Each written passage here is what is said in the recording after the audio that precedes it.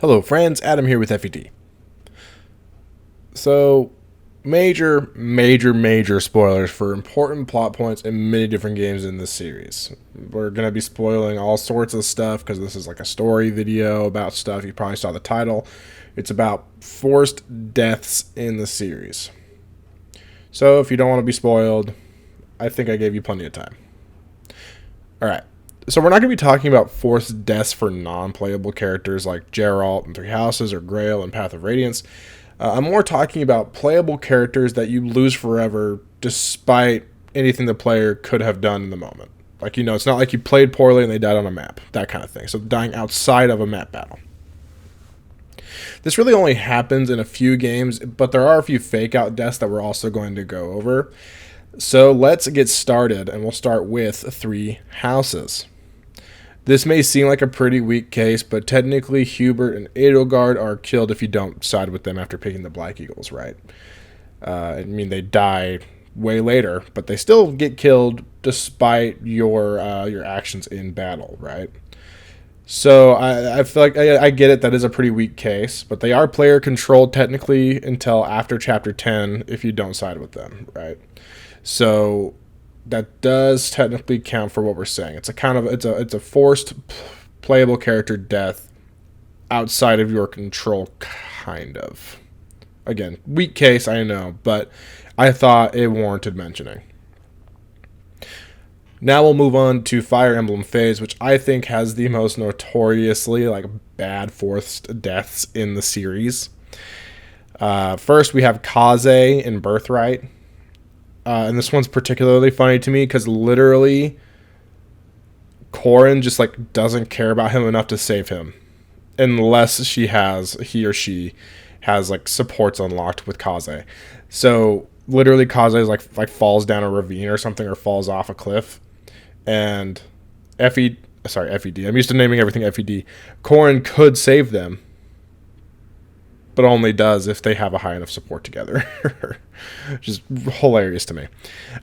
Scarlet in Revelation in Fates is another one that dies, and then Gunther, I guess, is evil. Counts as a death, I guess, right? Really, none of these really feel great. They feel pretty awful. And I get that losing a character never is supposed to feel great, but these feel cheap, if that makes sense. They don't feel like a good moment in the game. They feel unearned and kind of lame. But maybe that's just me. Now, Awakening is full of weird fake out-ish deaths. Are they deaths? Kind of in some cases, but in some they're not. It's really weird. With Emmeryn, Gangrel, Aversa, and Walhart, they can technically be recruited into your army later in the game, but they either die in the story or you kill them before then. In the case of Emmeryn and Aversa, and I think even Walhart, I don't know, maybe it's all four of them. They're technically different people, aren't they? Once you recruit them later. But it's still weird. I'm still not a big fan of it. So that's they're pretty poor fake out deaths, but then you get them later. I felt like they warranted mentioning. They aren't really forced deaths though. Now in FE12, I think this one is kind of also a fake out death that warrants mentioning. In New Mystery of the Emblem, the character Micallus, you kill him in the 11th game of the series in Shadow Dragon, but then a New Mystery of the Emblem, he's I guess still alive or something, and you can recruit him. That's a thing. Kind of a fake out death to me. That one doesn't offend me too much. And now to the GBA games where we have Ninian. This is actually, I think this one counts more than the fake out deaths. And it's played off as a pretty serious moment in the story. Where Ninian is killed in the story, no matter, despite the player's best efforts or whatever. Ninian is killed by the main character, Ellawood. Which is a tragic thing there. They're kind of painted to be they're supposed to end up together in the end. Their paired ending is supposed to be the paired ending. She doesn't technically die, but after she's quote unquote killed, she's not playable ever again. So I'm gonna counter here as a forced player death outside of your control. I guess I forgot to mention as well. Sorry, post thoughts. I forgot to mention in Shadow Dragon that if you play the prologue, you're forced to kill one character. You get to choose who it is, but you are forced to kill one character. They're supposed to be sent out as a distraction for the enemy army so that Marth can escape to Talos, right? And again, you get to pick who it is, but I think the canon option obviously is Frey, because Frey isn't an FE1, so it's kind of like, oh, he died as a distraction for the rest of the crew. But in FE 11 in Shadow Dragon, you just get to pick whoever you want. So definitely worth mentioning. So that's a forced player death despite anything you do, but it can be any number of characters. It can be anyone except for Marth. So I think a lot of people sent off someone like, I don't know, Gordon. I don't know. Gordon's a funny one to send off. Or you can send off Drog.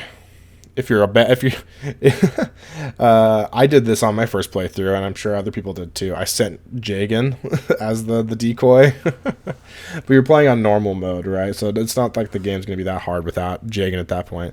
I just think it's funny that I did that, and I'm sure other people did as well. Okay. Now we're to the big stuff, the big guns. Finally, if you have not played the Japanese exclusive games, please leave the video now.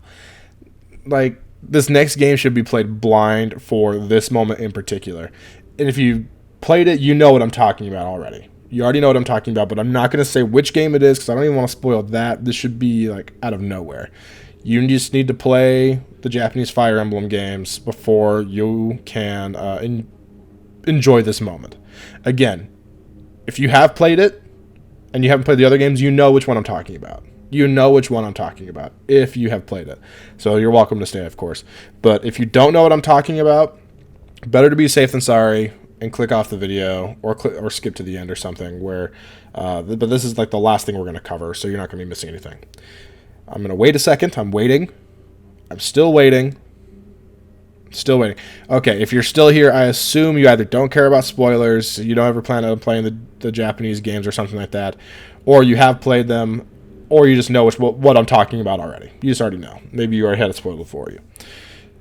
And just as to double check, one last time, I'm going to say what game it is now. I'm assuming that you have played or know what happens in Fire Emblem Genealogy of the Holy War if you are still here. If you don't, leave. Okay? The pivotal moment in Genealogy of the Holy War, I think the most impactful thing that happens in any Fire Emblem game ever, if you go in blind and don't know what's going to happen, is the Battle of Valhalla, where your entire army is welcomed into the capital of Granbell as as victors. They won the war, they saved all these people, they killed traitors or whatever, and then they are labeled as heretics and traitors and are killed, all of them. The main character, the literal main character of the first half of the game, Sigurd, is betrayed and killed alongside most of the other playable characters in the game at that point. And even those that aren't killed aren't playable anymore. You'll never have them again at that moment. The only character from the first generation that's also playable in the second generation is Finn, but he isn't present for the Battle of Valhalla. So he kind of escapes this. He's not present for it. But everyone else either dies, is beyond, or I don't know if it's psychological, or maybe they're maimed beyond being able to participate in combat anymore or stuff like that. But it is incredibly sad. But it works really well. It works really well for the game, and it makes the second generation of Genealogy of the Holy War all that more meaningful and special. It's probably the best implementation of child units in the series, right? Awakening and Fates had them as well. Awakening did okay, made time travel shenanigans, and you had the parents fighting with the kids. Fates also had the parents fighting with the kids, except there was no time travel, kind of. The kids were in a realm that made them grow up really fast or something. It's freaking stupid. Makes no gosh darn sense. But in Genealogy of the Holy War, all of their parents are die. So they they grow up as orphans and stuff, but with like the responsibility to like avenge, but also to like save the world because they know what actually happened. Like they know that they need to save the day, and save Udraw from the evil cult, the Loptis cult, and also like the Grand Bell Empire and stuff. So really cool stuff, really interesting, and probably the best forced deaths in the series. But what do you guys think? What do you think are there any that I missed that you think I should have mentioned? I would love to hear your thoughts. What are your favorite deaths in the series that are forced through the story, like, despite what the player does? Do you think the ones in Fates were actually good? Do you think the ones in FE4 are kind of overrated? What do you think? Please let me know. Thanks for watching, friends. Thank you, thank you, thank you. Please like the video if you haven't already. Please subscribe if you aren't subscribed to the channel. And you made it to this point, you probably like, I don't know, maybe you kind of like the sound of my voice or something. I don't know. Maybe you enjoyed what we talk about here. We talk about Fire Emblem stuff all the time. So please, I'm begging, subscribe.